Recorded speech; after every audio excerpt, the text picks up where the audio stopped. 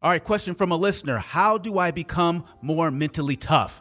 That's a great question for these tough times, but the answer may surprise you. Tune in. Welcome to the Yellow Chair Podcast with X, where we deep dive into the stories that drive our lives. All right, mental toughness and grit comes down to a few things, and one of the biggest ones is forgetting the idea of trying to become mentally tough or to develop grit.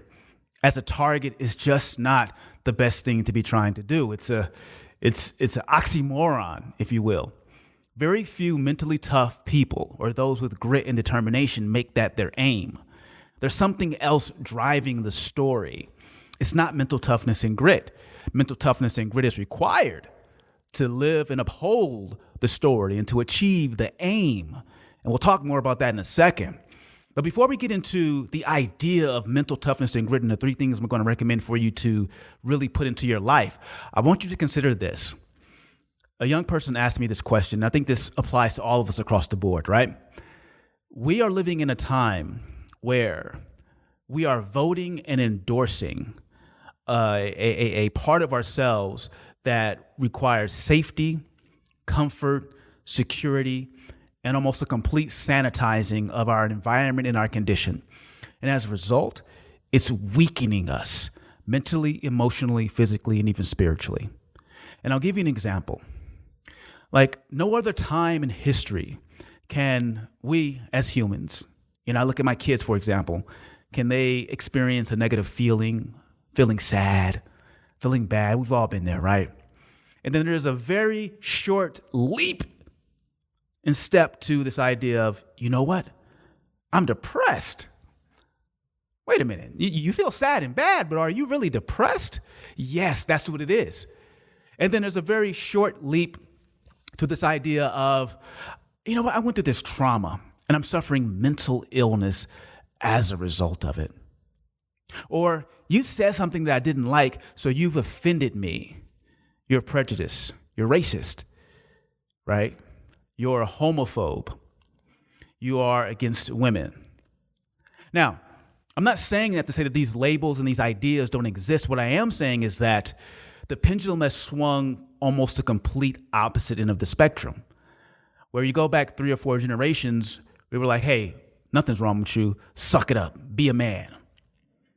Now it's almost the complete opposite, where we're trying to label every single thing in existence and then giving it this definitive meaning.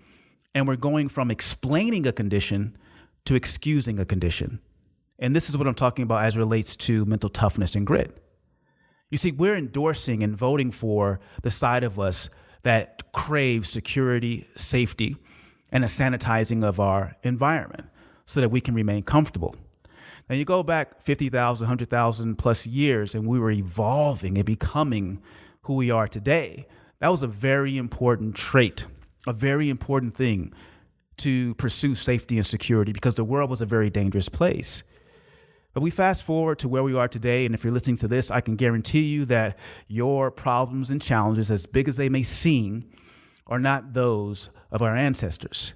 But that same neurochemistry, desire and instinct to be safe and secure is fully alive within you. So as we fight to find these labels and we fight to create these explanations, and then we move from this inclination to do a right thing, meaning calling out bad behavior, bad people, bad things, or things that should be fixed, we've now created a condition where those explanations become our excuse. We don't want to fight through those things. We want to accept them and allow the label to define us in our condition. And therefore, we say things like, I'm not mentally tough, or I don't have grit. I'm depressed. You feel bad. You feel sad. You gave up once. So what am I saying here? What I'm saying is that, one, the culture and even your human biology, it's fighting to keep you in this safe, sanitized bubble where you're not fighting through friction. And as a result of feeling that pressure and not wanting to go to it and through it, you're labeling yourself as not mentally tough and not having grit. But the truth of the matter is this is very simple. All you're doing is voting for and endorsing that side of you. That's all. Right? You're thinking, feeling, and doing things that keep you in this cycle of believing you're not mentally tough and that you don't have grit. And you're finding every label and excuse to fortify that old story. And it's just a vicious cycle, keeping you stuck. But what do? We say, well, I want to change the story by doing the opposite. I want to be mentally tough. I want to have grit. I see these people. I see all these heroic figures out there. Let me just do like that. But it doesn't work that way. You have to first destroy the old story to create room for a new one. And the old story is that you are mentally weak and that you are a person who doesn't have grit. And that's not true. You're alive and well today. You're kicking. That means you've gone through some shit. That means you've been through the ringer. That means you have won the jackpot of life and overcame the odds to be here today. How you frame your story has everything to do with how you live your story. So forget the idea that you're not mentally tough and you don't have grit. Forget the idea of labels around your condition that empower you to believe that your obstacles and challenges are bigger than you. That story is a thing that's keeping you stuck. And the solution isn't trying to become mentally tough or to create grit in your life. Here's the secret. 3 things. Write this down. You want to take every opportunity that there is to think, feel, and do mentally tough things. Things that put you in a position to experience grit. Mentally tough and grit isn't the target. It's to think, feel, and do. Let me give you an example. You go into a weight room, right? And you look at the weights and you get under some, and before you pick it up, you say, that's too heavy. I'm not doing this at all. And then you leave the weight room. That defeats the purpose, right? Not only did you miss the opportunity to lift some weights and to particularly exercise and get stronger, you now weakened yourself, atrophied yourself by not working out those muscles. But let's say you go back to the weight room tomorrow and you say, well, this is heavy for me. But what I'm going to do is I'm going to put the lightest thing on there, just the bar, right? Just the bar. I'm just going to lift it to see how many times I can lift it. Right? So you put the idea of a thought, weight room, a feeling like, hey, I'm gonna try this, and then you started doing it. And then after you do it, you evaluate that story like, hey, I went in there into the weight room, I lifted the bar. I did it 5 times, no sweat. I feel pretty good about that. I reaffirm that story. Now I'm thinking, feeling, and doing things that a mentally tough person would do. The next day I go in and I say, I did 5 yesterday. I'm going to do 6 today. I'm going to try to do 6 if I can't, but we'll see. You do 6. You go, oh shit, I improved. I did 6. But you're looking at the guy across the room. He has on 400 pounds. You're doing the bar. Doesn't matter. You just did 1 more than you did yesterday. You are the shit. You come back the next day. You know what? I'm feeling pretty good and great. I'm going to do 6 today. You do 6 again. And the next day you do 6. The next day you do 6. Next day you do 6. You have just voted for and endorsed the idea of mental toughness and grit by thinking, feeling, and doing things that a mentally tough person would do. And what a mentally tough person do? They put themselves in positions to do the things that will require mental toughness and grit.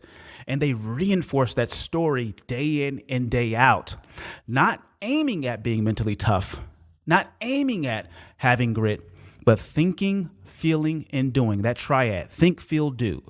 So as you sit here and you listen to this podcast asking the question, the young man who asked me that, how do I develop mental toughness and grit? Sit down and think about who a mentally tough person is. What's the example of that? What does he do? What does he feel? How does he think? Just allow that story and the exercise to just flow, whether you're typing it on your phone or you're writing it in a notepad. And when you have an idea of these thoughts, these feelings, and these actions, circle one. All right, he tends to think this way. He tends to feel this way, and he tends to do these things. Circle one thought, one feeling, one action. And then at the next 2 minutes, go do it. Do it right now. Do a version of thinking, feeling, doing mental toughness and grit right now. And you may be saying, well, I can't, maybe let's go back to the weight room. There's a weight room. It's 30 minutes across town. I have a meeting. Drop down, do some push-ups. Get creative. Find a way to think, feel, do mental toughness and grit right now. And that's the key. When we paralyze ourselves and create conditions around the thing that we're trying to do by saying, well, I'll wait or I'll do it when, we've already cut ourselves off from thinking, feeling, and doing the thing that we're trying to bring into our life. The key is voting for and endorsing that part of you over and over and over and over and over again. It's not about intensity. It's about consistency. And as you develop that micro habit of thinking, feeling, and doing, the manifestation of the mental, emotional, physical, and even spiritual component of being this thing starts to bubble up from inside. You voted for it. You've endorsed it. You've created it. And here's the thing. To win an election, you don't need every single vote to win. You just need the majority. Just the majority. One single vote from the most lowliest a person counts as much as the most highest and richest and most famous and successful person. I'm trying to say is intensity doesn't matter. It's the consistency of voting for yourself and endorsing that side of you every single opportunity you get. Now, let me give you one more example. It's a crazy one, but let's just say, and this is kind of esoteric to kind of drive this point home. Let's say you wanted to the color red. You wanted to bring the color red into your life, and you had a hard time doing it. So you sit down and you do this exercise. Whoa, what allowed me to think red? Okay. Every 5 minutes, I'm going to set a timer on my phone to go off and say, think red. Look for red. All right, got my thoughts. What's going to allow me to feel red? All right, feel red is like fiery, right? I'm going to paint a painting that's red. I'm going to do that. All right, what will allow me to do red? Oh, God, how do you do red? I'm going to go shopping for red clothes. And then everybody I see with red on, I'm going to talk to them about the power of red. And that's your experiment. So you go out into the world and you start thinking, feeling, and doing red. What's going to happen? As ridiculous as that sounds, if you did that, what would happen? You would start seeing red everywhere. You would start experiencing red all the time. You will start feeling red in everything you do. The red foods will pop out.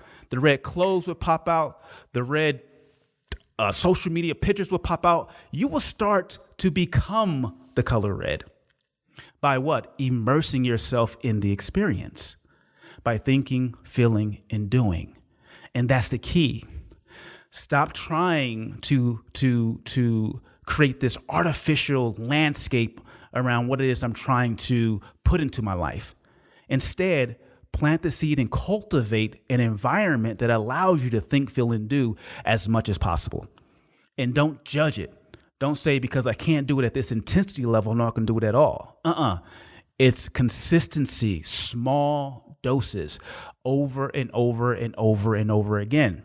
And as you evaluate and you become intentional around where you're giving your attention, you will find bigger, better, bolder ways to experience this idea you're trying to bring into your life, this new story. And that's the power of thinking, feeling, doing. Think, feel, do mental toughness and grit at the level that you can with consistency. And I promise you, a month from now, 2 months from now, 3 months from now, you will have gone so damn far, you will laugh at the idea that you thought you weren't mentally tough and that you didn't have grit. But if you keep endorsing this idea of thinking and feeling and doing the exact opposite, you're going to continue to stay stuck in that space. So drop that story, plant a new story of thinking, feeling, and doing the thing that you want to bring into your life. Sit down, create a picture, a roadmap. What are the thoughts? What are the feelings? And what are the actions associated with this thing of becoming this person, and how do you become? Through the habitual pattern of doing a thing and endorsing and voting for it over and over and over and over again. Think, feel, do. All right?